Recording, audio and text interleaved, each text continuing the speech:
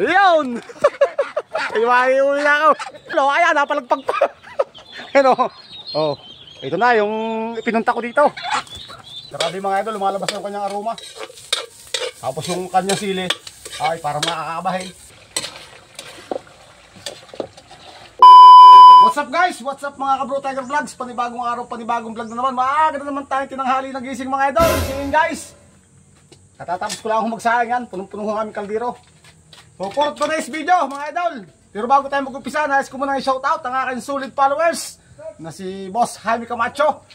So yun, maraming salamat sa binigay mo sa akin na. Yan guys, pato. So nalinis ko na yan. Inihalbos ko na para malambot na. So para mabilis nating maluto. Hindi ko na pinakita sa akin video kung paano ko nilinis at kung paano ko pinalambot. So magluluto tayo ng pakalasting pato. Pero guys yan, hindi ako naniniwala ng pato. Dahil isa ho yan, siyempre, ang tawag ho dyan, pawan.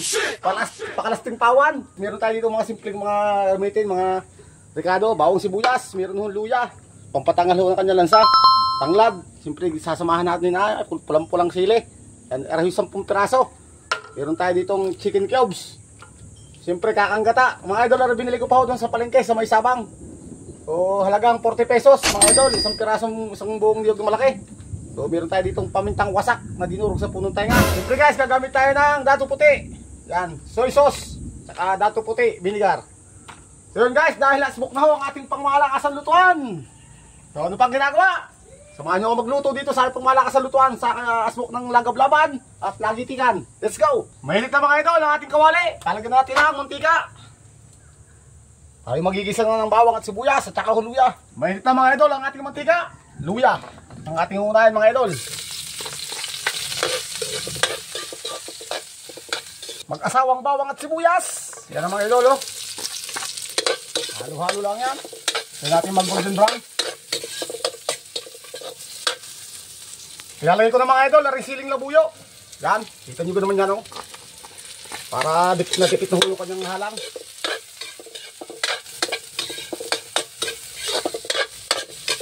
Yan, grabe mga idol, lumalabas na yung kanyang aroma. Tapos yung kanyang sili, ay parang makakabahin.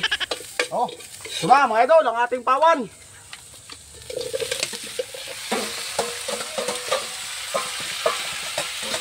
Yan. Pakalasting pawan ni Bro Tiger Vlogs.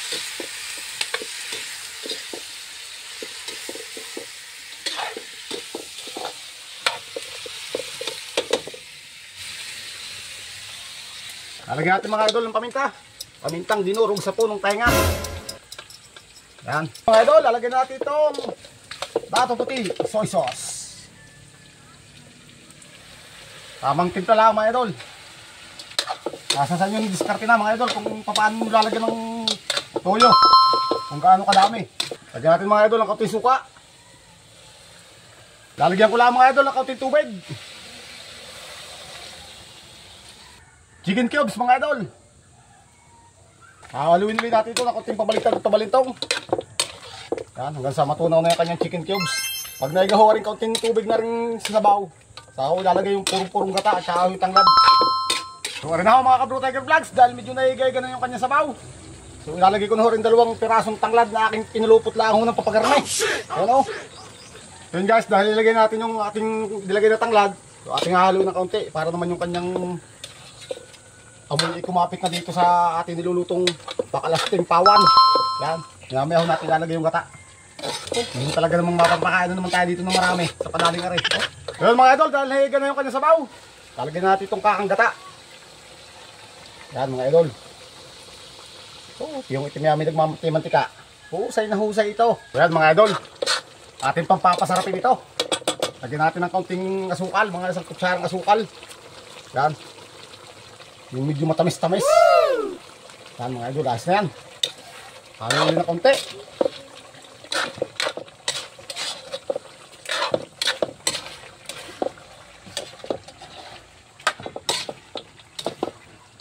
Kung rin ho mga idol, atin ho titimusan itong ating nilutong pakalasting pawan. Okay, ibang manti-mantika na ho.